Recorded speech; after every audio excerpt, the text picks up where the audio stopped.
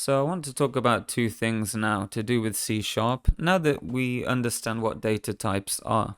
Now C# is what's called a strongly typed language and also a statically typed language. Let's talk about what those two terms are. So a strongly typed language, that means once we've defined a variable called first name and we've given it the data type string, it has to be a string throughout its whole lifetime of the application. So we cannot, for example, take first name and then give it an integer value, because it won't like that.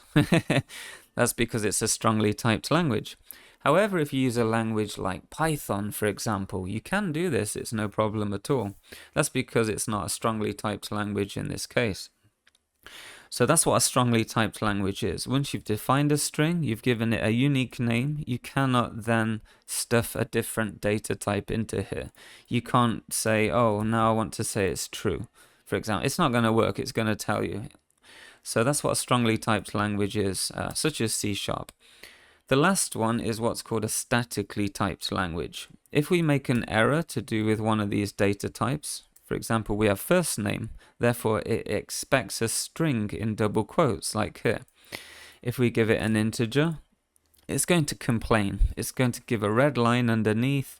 And anytime we have a red line underneath something, like this error here, we can't compile the application. It's not going to let us. It's not going to let us, for example, if you're using Windows, compile your code into an exe file and give it to a friend to run. It's not going to work. That's because these errors are, caught at compile time. And that's what a statically typed language is.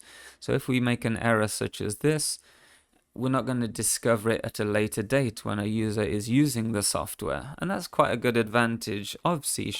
And also languages like C++, very similar.